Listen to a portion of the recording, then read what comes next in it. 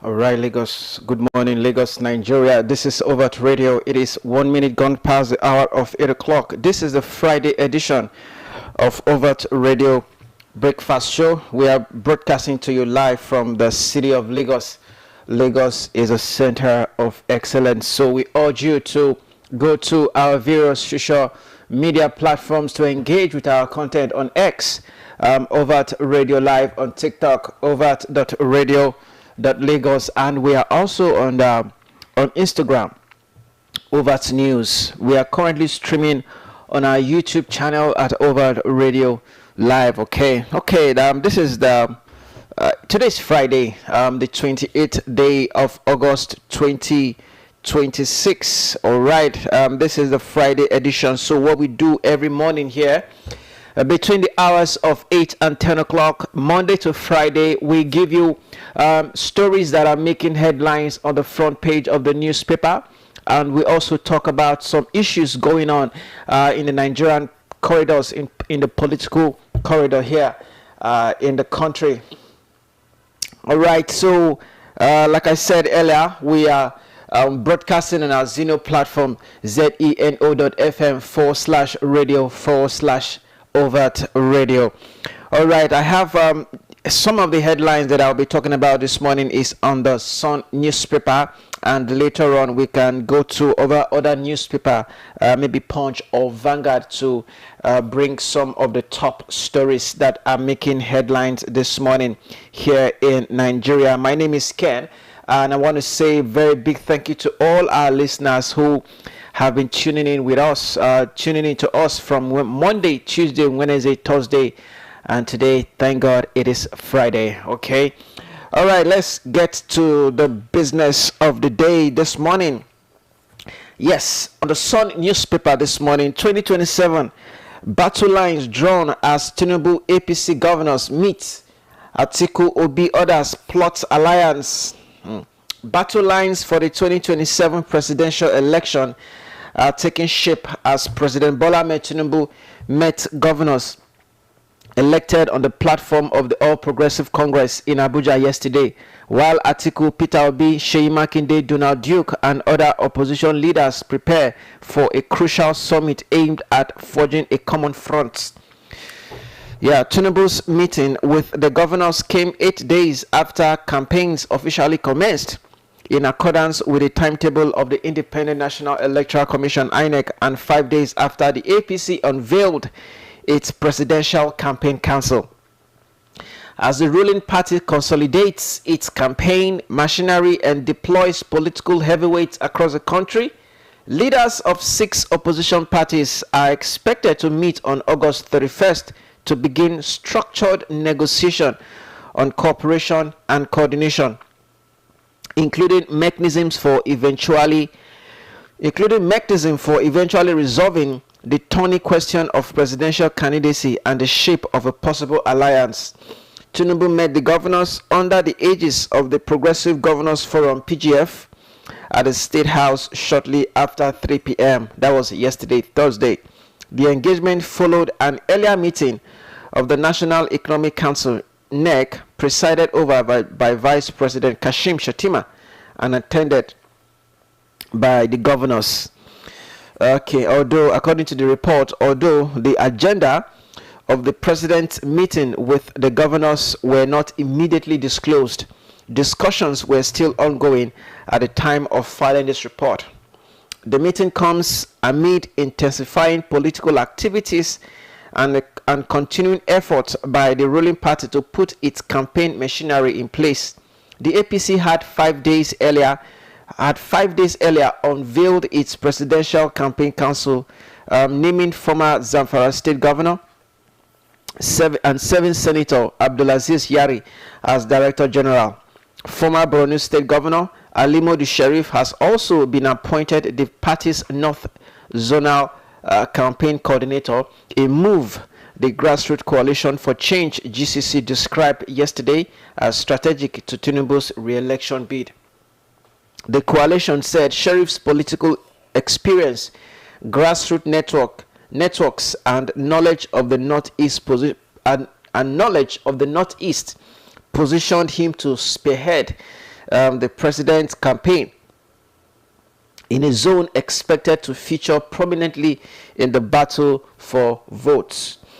Okay, GCC National Coordinator Bello Johnson said the appointment demonstrated Tinubu's decision to deploy experienced political figures with established grassroots network to coordinate his campaign across the country.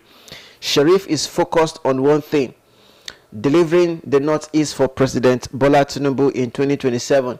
He is a politician of repute and he understands the political terrain of the region. The coalition said the Northeast appreciate the appointment of Senator Ali Modu Sharif. He understands the region, he understands its political dynamics, and he has the network required to engage stakeholders across the zone. We are confident that he is capable of delivering the Northeast for President Tinubu. The group also dismissed what it described as attempt to discredit Sharif through negative media reports, arguing that allegations against the former governor had not been established. All right. Now let me go to other parts of the story. Major opposition presidential candidates, including Atiku, Obi, Makinde, Duke, and Adewale Adebayo, are expected at the August 31 summit being promoted by the G100, a group pushing opposition parties towards cooperation and potentially a single presidential candidate. The G100, in a statement by Salihul Ulukman yesterday, listed African Democratic Congress ADC presidential candidates Atiku Abubakar, Nigeria Democratic Congress NDC candidate Obi, Allied People's Movement APM candidate and Oyo State Governor Makinde, Social Democratic Party SDP candidate Adebayo, and People's Redemption Party candidate Duke among those expected at the meeting. The leaderships of the ADC, NDC, APM, SDP, PRP, and People's Democratic Party PDP are also expected alongside vice presidential candidates of the opposition parties and the minority caucus of the House of Representatives. Well, yes. So the 2027 general election campaign, has started. It started 8 days ago. That was last week, though. Yeah, that was last week, 8 days ago, and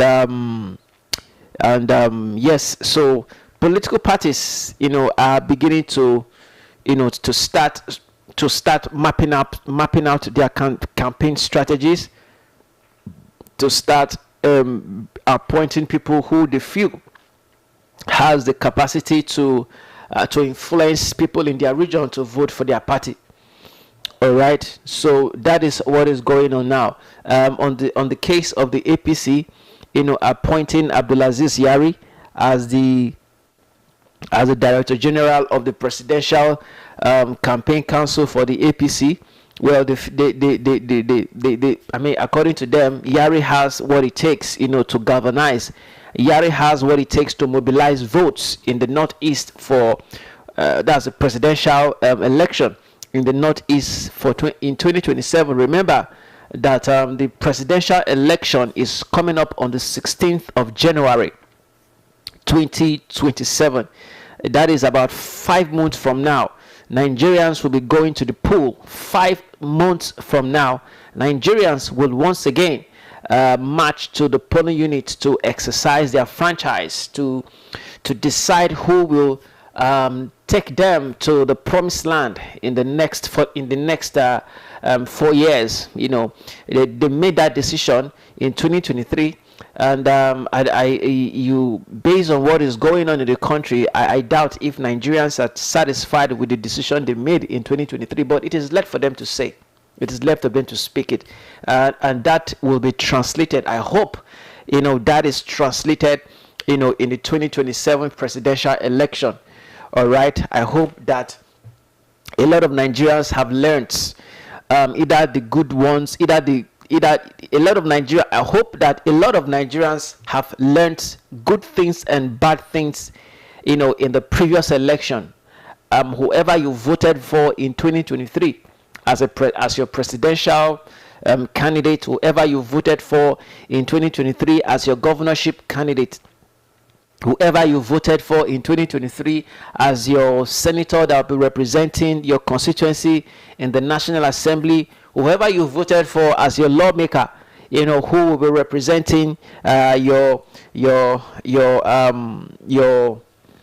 ward, in your respective state house of assembly. We hope that you have learned some lessons.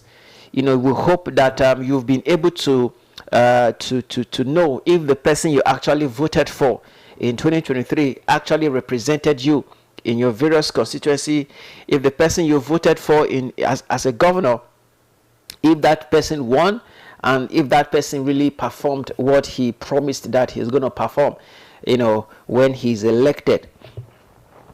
All right. So yes, the APC has all it takes to govern, has all it takes to mobilize leaders from the various geopolitical zones, from the northeast, from the northwest, from the northeast, northwest, north central, from the southeast, from the southwest, from the south, from the east, to the other part of the country, the 6 geopolitical zones. The APC has everything it takes, to mobilize leaders from these respective zones, so that to mobilize leaders and influence people in these zones to vote for them. Now, in the second part of that story, where it states that the 6 opposition political parties, ADC, NDC, APM, SDP, PRP, and PDP. According to that story, the leaders in this opposition party will be converging. Now, they call themselves the G100. The leaders in this 6 opposition parties, that I mentioned earlier, let me mention them again. The African Democratic Congress, which is the ADC, the Nigerian Democratic Congress, the NDC, the Allied People's Movement, APM, Social Democratic Party, SDP, People's Redemption Party, PRP, and the People's Democratic Party, PDP. Now they have so they now call themselves the G100. All right, they now call themselves the G100. Now they didn't call themselves the G100. According to now, it is a group pushing opposition party towards cooperate. Now it is a group that has come together to form that G100. It is not the political parties. It is not the 6 opposition parties that has codenamed themselves the G100. Now it is a group. It is a group that is putting together this August 31 summit, and the group has termed this summit, or termed the opposition parties, the G100. All right. So they said that they will be converging August 31, so that among these 6 presidential candidates, somebody will come out as the sole candidate that they will be supporting. Okay, that they will step down for the 2027 presidential election. So they say they want to form an alliance. Now this group is urging the six opposition parties to form an alliance, to have a sole, to have a caucus, to have a sole. I think it's going to be a candidate or so. So I don't know what the people are proposing. So I expected, alongside vice presidential candidate of the opposition parties and the minority caucuses of the House of Representatives. So we hope that that by August 31, when that meeting or where that summit might have started and ended, that the 6 opposition leaders will find a common ground.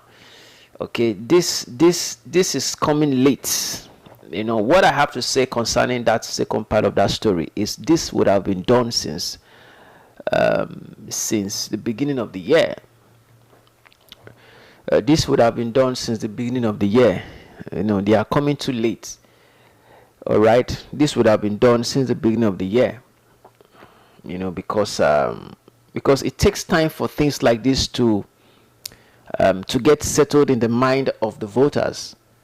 Because if for instance there were to be a coalition, then political parties, these 6 opposition parties, ought not to have conducted presidential primaries in their respective parties.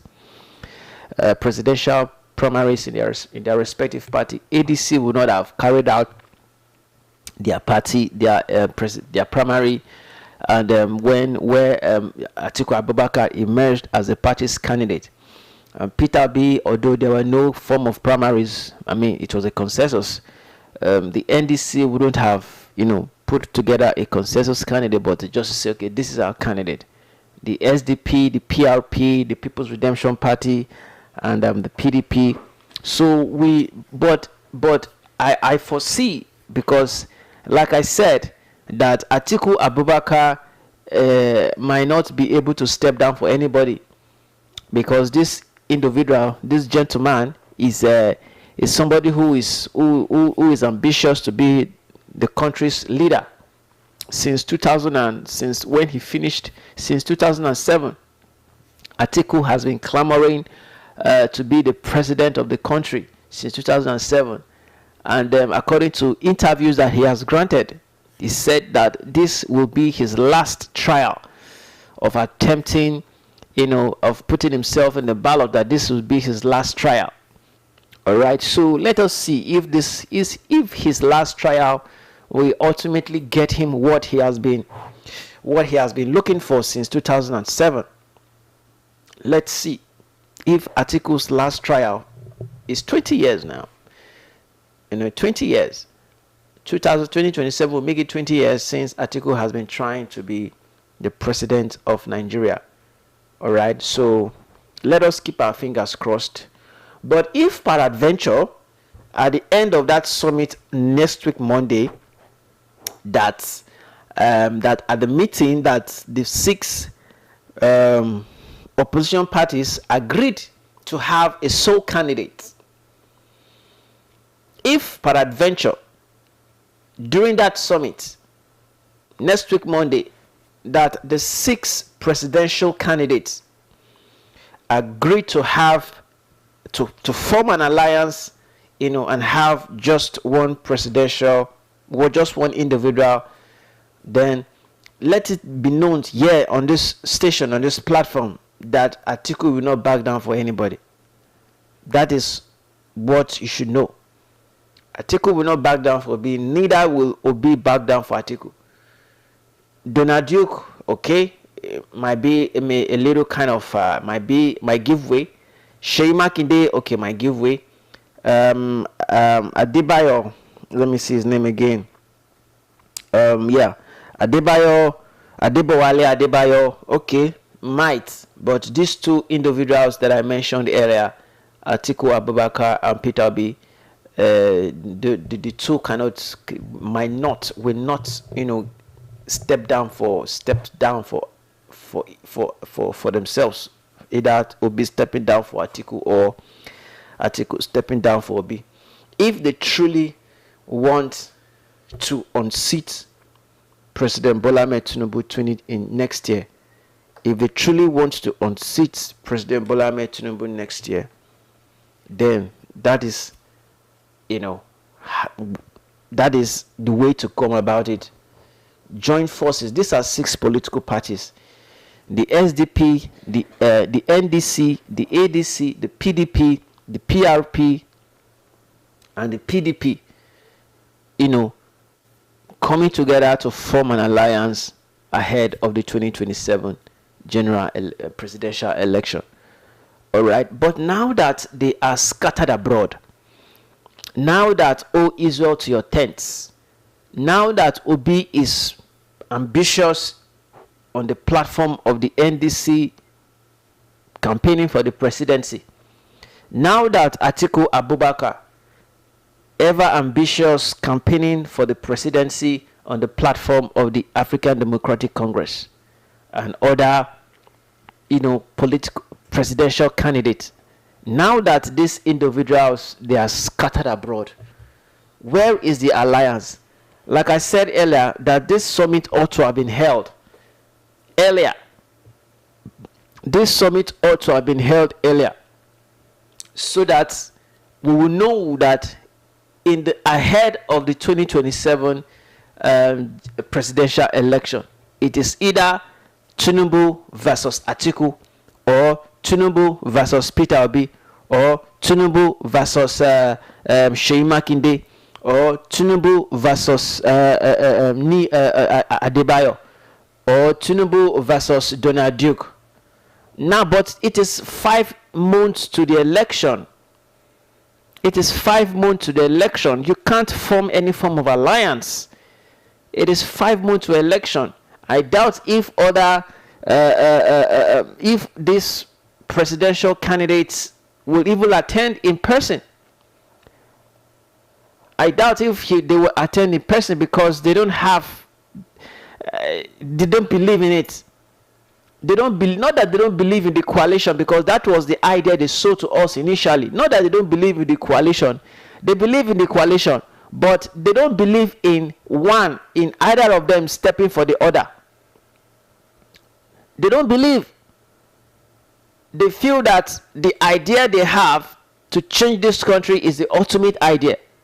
They believe that the plans, the vision that they have to change this country, that they have the best among the rest. If you think you have the best vision, then you would have won in 2023. It is not, vision is important, your plans is important. Of course, we know that as a presidential candidate, you must have a plan. But how do you make sure because the most important thing is you must first be elected. Your plan cannot work if you are not elected. Okay? Your plan for this country, your vision of transforming this country as a president cannot work if you are not elected.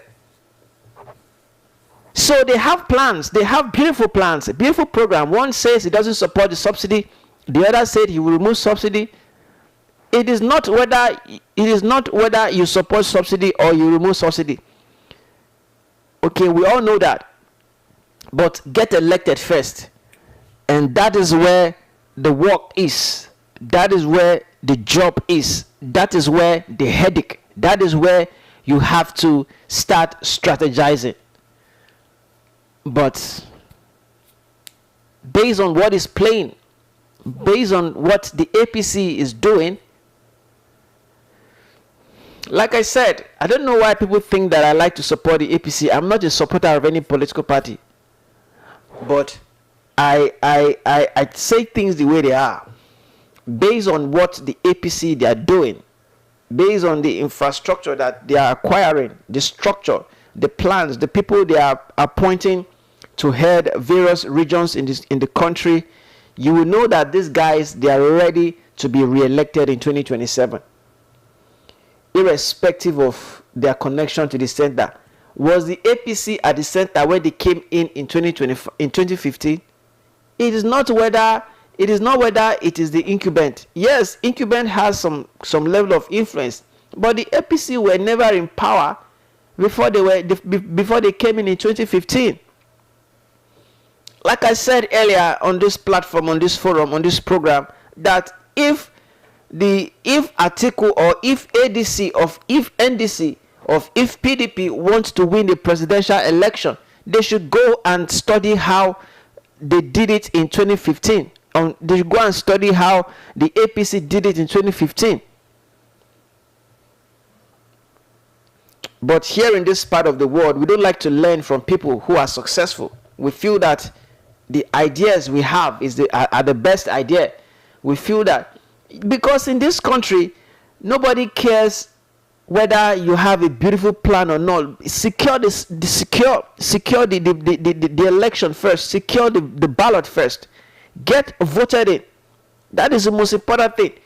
No matter how beautiful your ideas are, or how beautiful your idea, your vision is, if you don't get elected, you won't implement it. That is the bitter truth. If you don't get elected, you won't be able to implement the vision that you have for this country. So you must get elected first.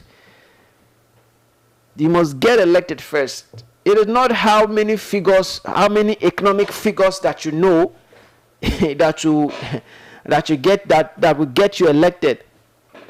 It is not how many economic figures that you can quote that will get you elected. It is, yes, you have the economic figures, but do you have what it takes to get elected? Do you have the manpower? Do you have the machinery to influence people to vote for you? That is the most important thing. All right, let's go to the next story. 27 minutes gone past the hour of 8 o'clock. This is Overt Radio. We are broadcasting to you live from the city of Lagos. Lagos is a center of excellence, the city that never sleeps. You can go to our various social media platforms on X, Overt Radio Live, on Instagram, Overt News, on TikTok, overt.radio.lagos, and we are currently streaming on YouTube, Overt Radio Live. All right, the second story here this morning, still the Sun newspaper. Nigerians pay 12 billion naira ransom as kidnapping feeds terror network. Nigerians pay 12 billion naira ransom as kidnapping feeds terror networks.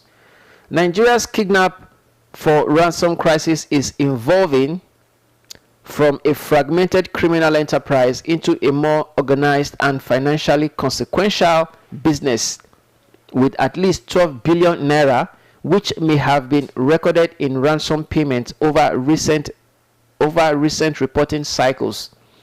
Findings from SBM Intelligence revealed on Thursday. According to its latest report titled The Capture of Nigeria, the capture of Nigeria's kidnapping economy.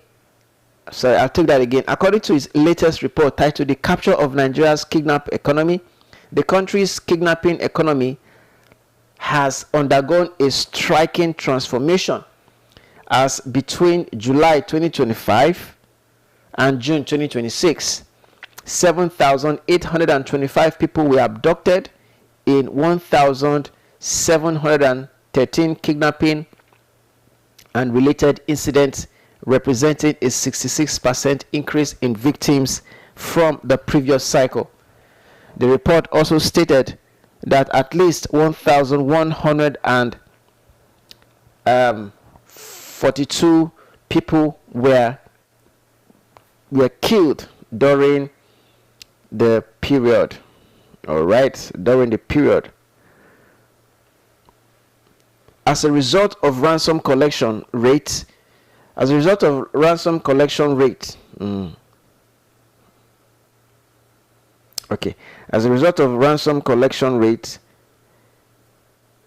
jumped from 5.3% to 34% so far. The figures point to an increasingly concentrated and sophisticated market. Concentrated and sophisticated matters. Specifically in 2020, about 106.3 million naira, 200 million naira in 2022, 3 million naira in 2023, 52.55 million naira in 2024, 766 million naira in 2025, and 5 million naira so far this year. Collectively meant that the combined value of these 6 annual single incident highs means that at least 6.128 billion naira was paid in the reporting cycles. The report also noted that a single faction of Boko Haram, Jama'atu Alis Sunnah Leader Wa'ati, while Jihad, which is the JAS, accounted for approximately 7 billion. About 90% of all the recorded ransom payment from only 8 incidents. So, kidnapping in this country has become a business. kidnapping in this country has become a business. It has become a franchise, an empire on its own. Just like you have it in the Southern America, where there are drug cartels. All right, whereby drug cartels even have their own security operations. So also is kidnapping, abduction in this part of the world. But how did we get here? How we got here is because of the negligence, is because of this "I don't care" attitude from our leaders. I don't want to generalize it. Our president, previous and the current presidents of this country.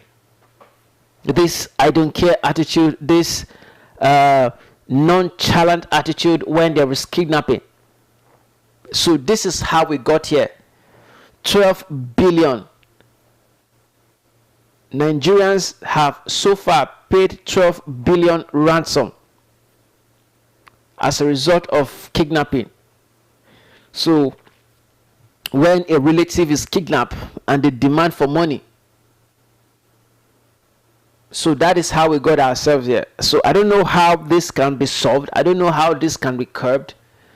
But this can be curbed. It is possible that one day, if our leaders are serious in respect of insecurity in this country, if our leaders are serious in curbing insecurity, we will not have this level, this amount of money that has been paid to criminal elements. These are not people who were elected. These are non-state actors, people who just have access to arms, people who just have access to guns, people who have access to military infrastructure. These are not state actors. These are non-state actors. Just because they have access to arms, and by the use of that arms, they cause terror in the life of people. They become terror.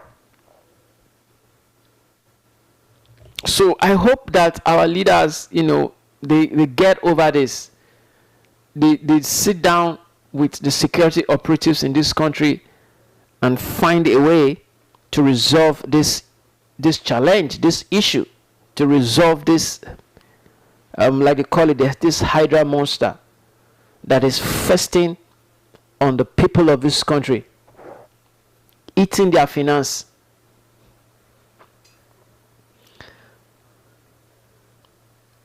So it can be resolved due to the seriousness of our leaders and seriousness of those in the security ecosystem.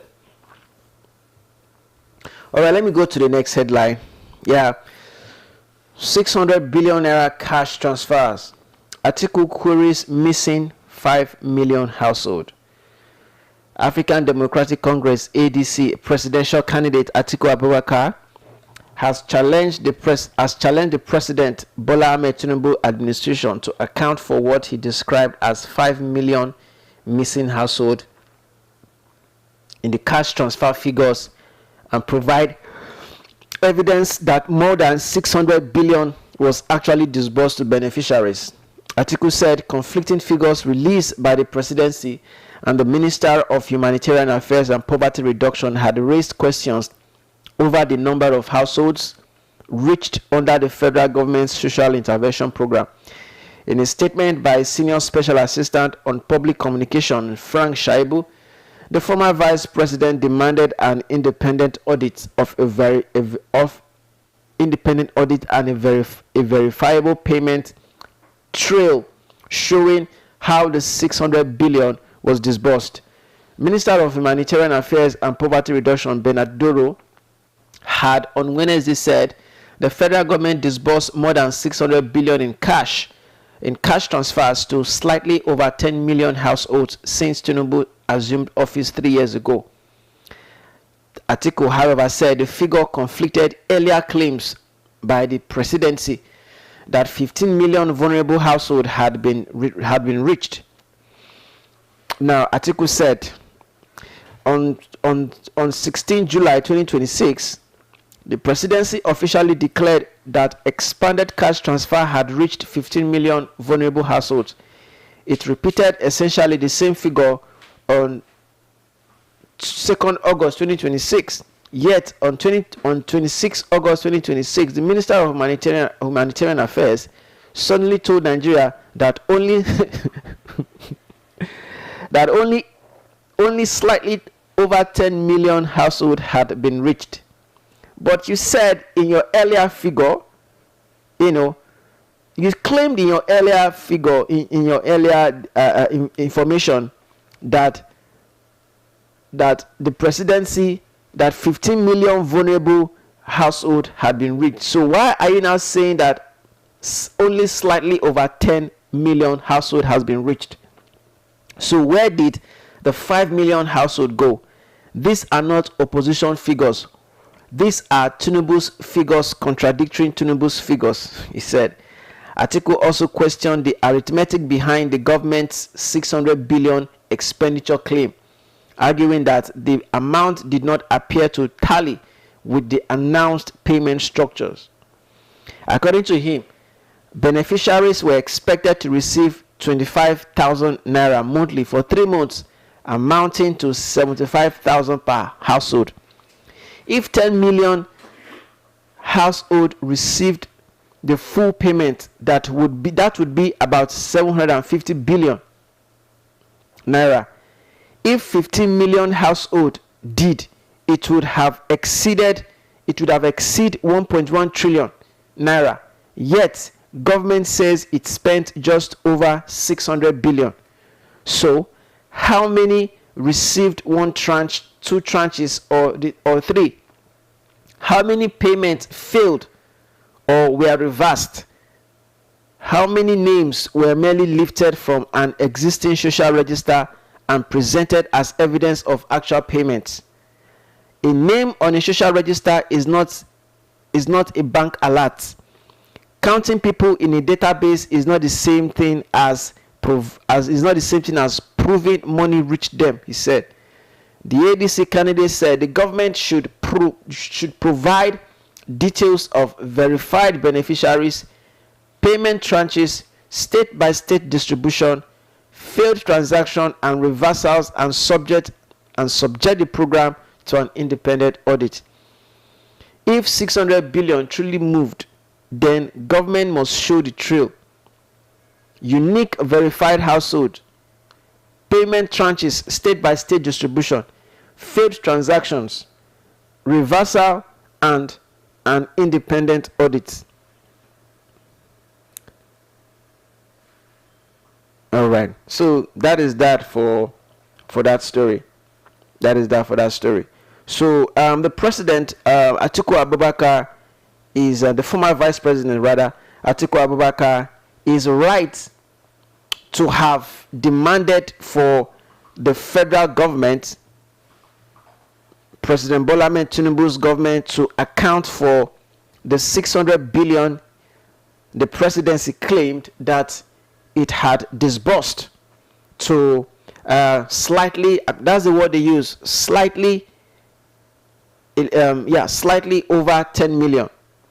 That's the word they use, slightly over 10 million. Slightly over 10 million. So it is necessary that the people demand accountability, because these are taxpayers' money. These are not money that was generated by the president from the president business ventures or empire. These are monies gotten from sales of crude oil. These are monies gotten from taxes. These are money gotten from levies. These are monies gotten from import duties. All right. So I call on the president to heed to what Atiku Abubakar has stated. I call on the presidency and the Ministry of Humanitarian Affairs. I call on the ministry, to give a total account, because you can't just come to the media and tell the media that that 600 billion was disbursed to slightly 10 million households. All right. No, you must give us details. In states, in Lagos, how many people got the money? In Calabar, how many vulnerable Nigerians received alerts? Okay, in Benue, how many vulnerable Nigerians received alerts? In Katsina, in Sokoto, in Kano, in Maiduguri, in Borno State, in Kaduna. Okay, this is what they call accountability. You don't just come to the media, and start quoting figures and accept everybody to accept. Okay, you must be accountable. Each kobo spent, 25,000 was disbursed to these people, to 3 households. So within 3 months, a single individual or 3 households received 25,000 naira each, and that is 75,000 according to the arithmetic done by Atiku Abubakar. So we must urge our leaders to be accountable for the money spent on things they claim that they are doing, because the money is not theirs. Okay, the money is not theirs. I don't like this character, this attitude, this mundane character, whereby some political figures will, just like a particular video that went viral a few weeks ago. I think that was in Kogi State, where I think it was the wife of the governor or so, or a senator, or a female senator or so, was distributing cash, to individuals as if that money was hers. You don't do that. You don't do that. There are better way to distribute cash to people. Yes, you are enhancing them. Yes, you are doing this to uplift them from their current condition. But there are standard procedures that must be followed. So that is what Atiku is saying, that account for this money you claim that people have received. Account for it. State by state, give figures. How many people in Kaduna received this money? And they must be verified. They must attest to it. And that alert must be shown. It must be shown. All right, let's go to the next story. It is 8:43, 43 minutes gone past the hour of 8 o'clock. This is Overt Radio. This is the breakfast show here on Overt Radio. Now, this is coming from the Bishop and the Pentecostal Fellowship of Nigeria, calling on the president, calling on the government to stop the bloodshed. Nigeria's Catholic bishops and the Pentecostal Fellowship of Nigeria, PFN, have raised a common voice against the worsening bloodletting across the country, declaring the killings and abductions of Nigerians in their homes and places of worship intolerable. Okay, the Christian leaders condemned the abduction of Muslim worshippers in Borogu local government area of Niger State and the killing of 47 people in Ukum, Benue State, where another 17 were reportedly critically wounded as police launched a major operation to rescue the abductees. The Inspector General of Police, Tunji Disu, has deployed the Assistant Inspector General of Police in charge of Zone 7, Victor Olaya, to coordinate the rescue operation involving tactical teams, counter-terrorism units, the police air wing, and other security agencies. The Catholic Bishop Conference of Nigeria, CBCN, which put the number of worshippers abducted in Borogu at more than 60, described the escalating killings and kidnappings as intolerable and lamented that lamented what it called an unabated trail of blood and terror across the country. In a statement signed by the CBCN President and Archbishop of Kaduna, Most Reverend Matthew Oso Ndangoso, the bishops said Nigerians continued to be slaughtered, traumatized, and displaced with impunity in mosques, churches, marketplaces, and even their homes. They expressed solidarity with Muslims in Niger State and demand the immediate and safe release of the abducted worshippers, declaring that an attack on any place of worship was an attack on humanity. The bishops also commiserated with families of those killed in Benue and prayed for the speedy recovery of the injured. Now, on the side of the PFN, in the report, they quoted saying that whether it is a mosque or a church, an attack on a place of worship is an attack on all of us, and we condemn it in strong terms. A house of worship is sacred, is a sacred ground. It is where a people lay down their guard before God. To storm it while people are on their knees, to turn to a place of prayer into a place of capture, is an assault not only on those communities. Yes, so the worship leaders, the Christian leaders have raised their voice, calling on the federal government to do everything possible to curb this violent attack on people in worship places, in their homes, in their communities. You know, we can't just continue like this. Nigerians, so many people have died in this country in recent years, in the current year, and Nigeria is not at war. You know, this is not a country that is at war. We are not in a civil war. We are not fighting against another country. The Southeast is not fighting against the South. The Northeast is not fighting against the North Central or the Northwest.